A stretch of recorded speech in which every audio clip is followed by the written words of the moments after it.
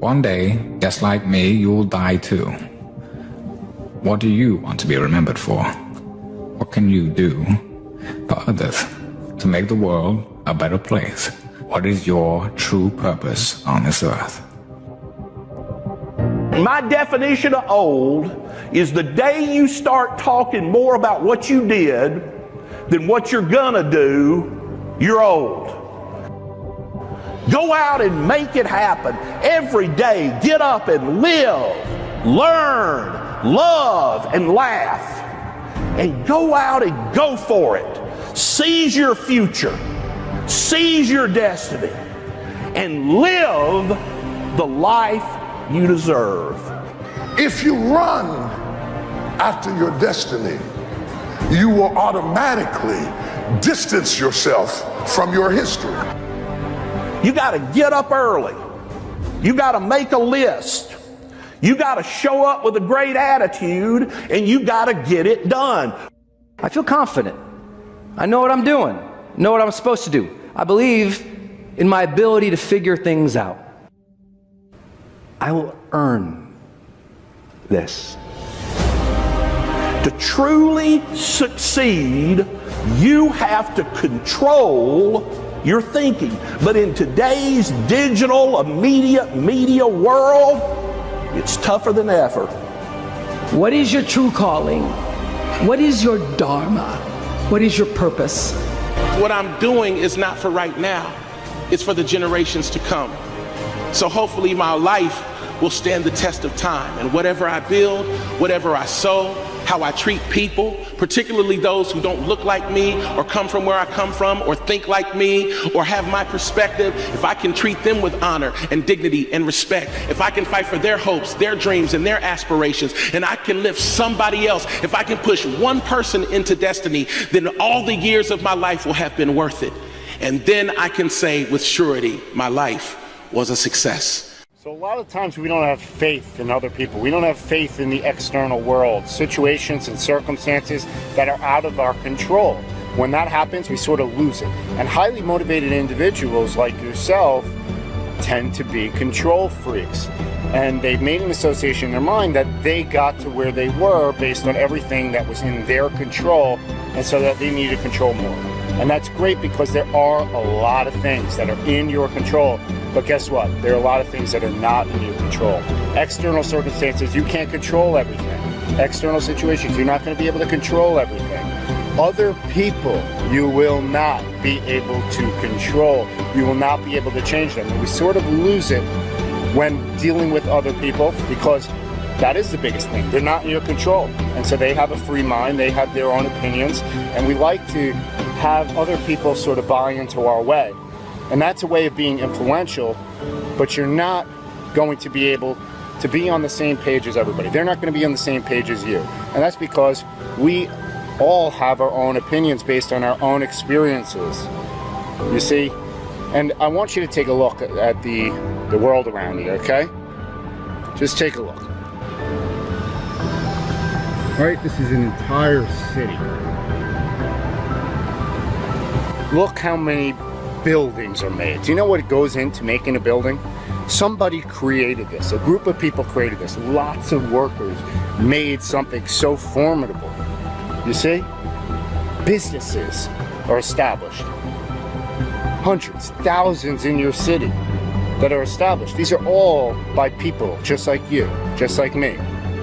Right? So, is it really fair to not think that other people are motivated and have interests at heart beyond their own selfish reasons?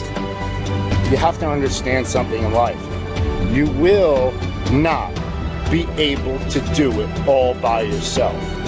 You have to place faith in other people. I would not be where I am today without my business partner, Richie. Right? So I owe a lot to him. I would run through a wall for him just like he would for me. You see? And I wouldn't be in the position I am today without my parents, without my sister. Lots of people who came in my life, friends. You're not going to be able to do it all by yourself. Stop trying. You need to place faith in other people. Fear is not real.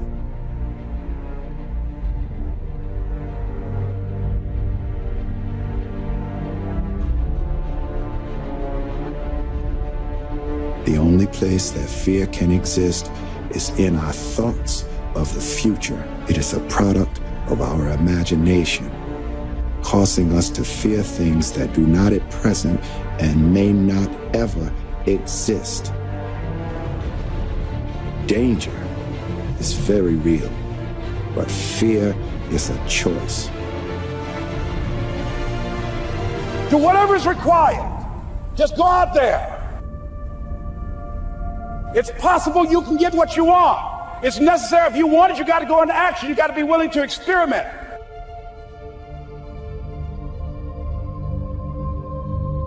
You got to be willing to fail and to succeed. You got to be willing to form and to develop new relationships.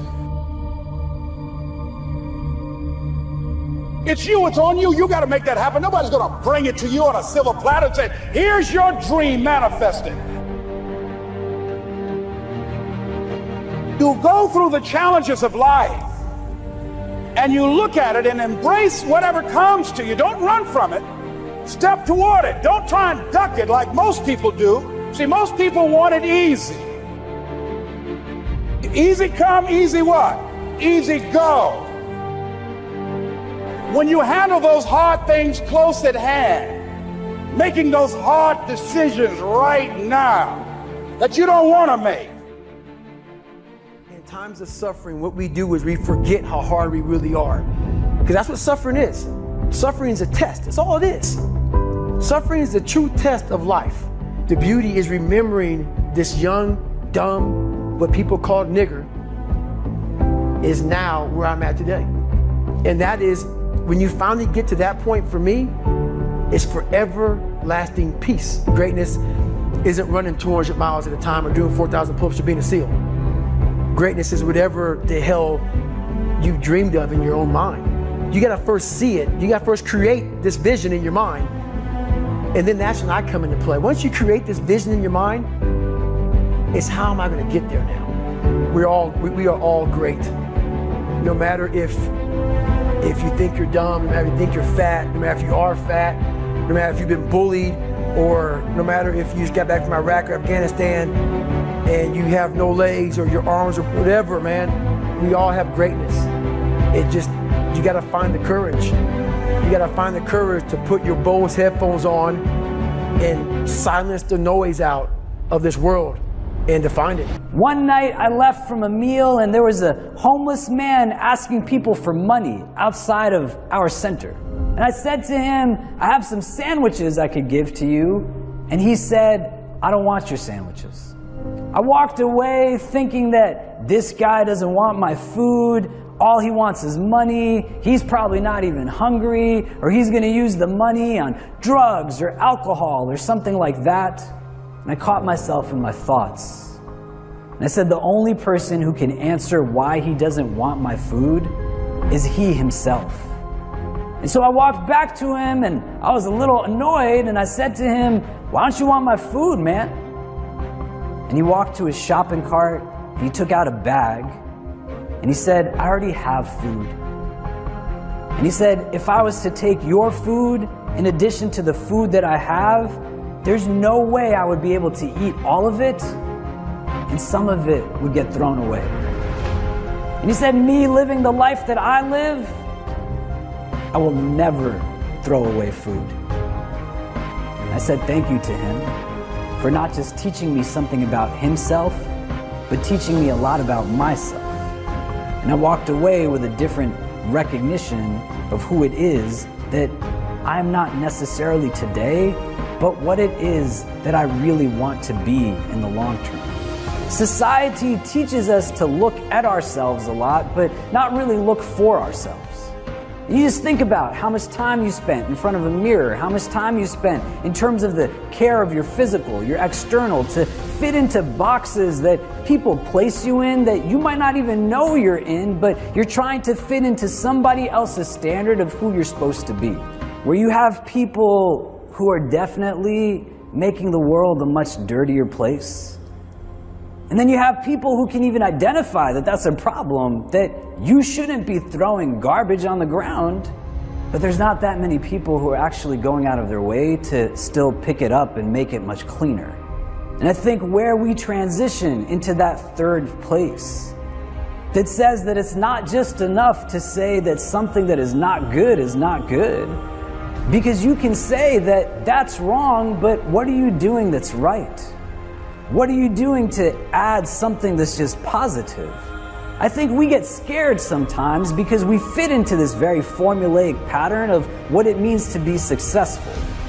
Our sense of identity is tied to things that we possess and things that we own, and our sense of fulfillment is based off of things that come from outside of us rather than inside of us. Nobody's telling us that we need to be honest, we need to be compassionate, we need to be merciful, we need to be just, we need to be loving, we need to be generous.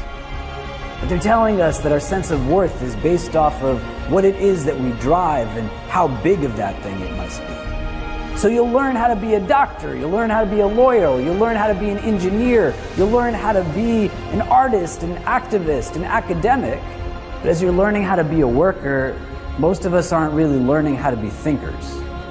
We're not engaged in spaces where we're understanding why do we love what we love, or why do we hate what we hate, or why do we desire the things that we desire. And your story is not your story when you force yourself to become someone else's story. You are where you're coming from, and you are where it is that you're going to. The only person you need to compare yourself today to is the person you were yesterday. And if you want to have a competition with anybody, then make it between those two people. You'll find yourself in a space where the person you are today is no longer afraid to meet the person that you can become tomorrow. As Epictetus said, he is a wise man who does not grieve for things which he has not, but rejoices for those which he has.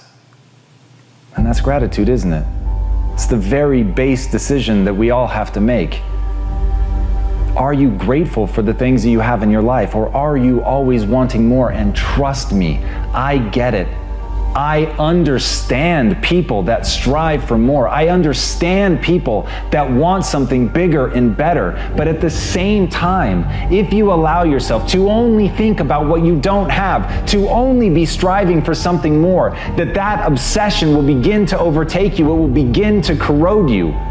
But ultimately, it's a choice. Ultimately, at any time, right now, in this moment, you can stop and think about what you have. You can put your attention on the things that you're grateful for and watch what it does.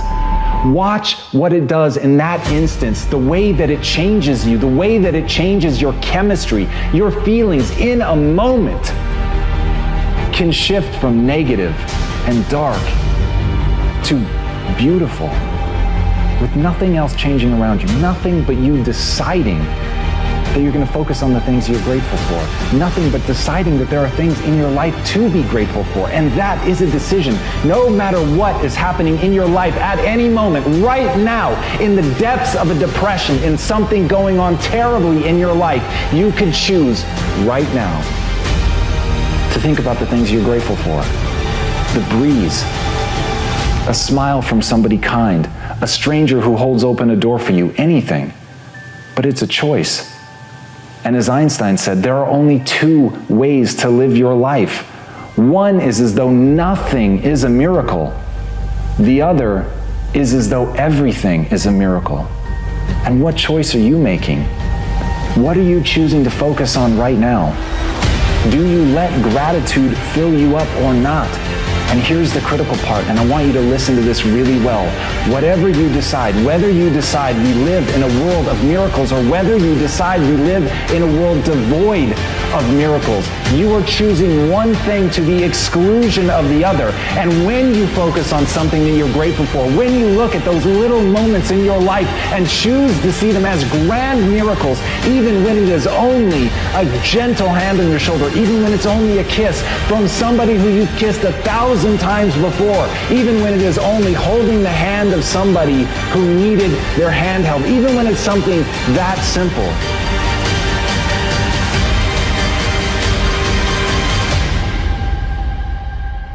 it really is a miracle, that it really is something that can fill you. It really is something that will change your chemistry, bring a connection between two people, allow you to see a grander vista, or even just open a window and look out at the world and realize that you're alive, that this is all a miracle, that none of this is guaranteed, that every breath you take could be your last.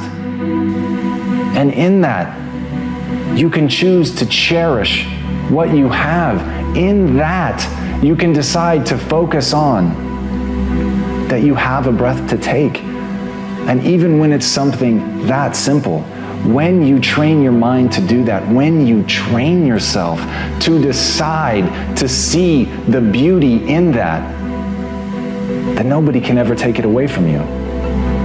And no matter where you are, no matter what's going on in your life, you'll be able to rise up and feel the beauty that is being alive. So take a minute at the worst times in your life and focus on the things that you're grateful for.